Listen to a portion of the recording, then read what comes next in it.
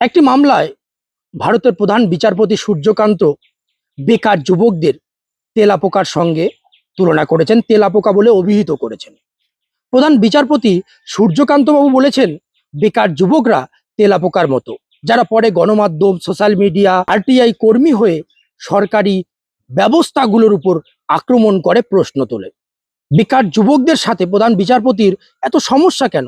বেকার যুবকরা সত্য কথা বলে, প্রতিবাদ করে, তাই মনে হয় সরকারি প্রশাসনেরই বেকার যুবকদের নিয়ে সমস্যা আছে।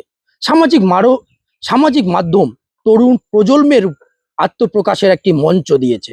মত প্রকাশের স্বাধীনতা সরকার, আমলাতন্ত্র, বিচার বিভাগের কাছে সমাদৃত নয়। বাড়িতে ছোট বাচ্চাদের কথা বলতে দেওয়া হয় না, ঠিকাদাররা শ্রমিকদের কথা বলতে বারণ করে, অফিসে ঊর্ধ্বতনরা অধস্তনদের কড়া নিয়ন্ত্রণে রাখেন, আর সরকারি প্রতিষ্ঠানগুলো চায় না কেউ তাদের দিকে আঙ্গুল তুলুক। এটা কিরকম সিস্টেম?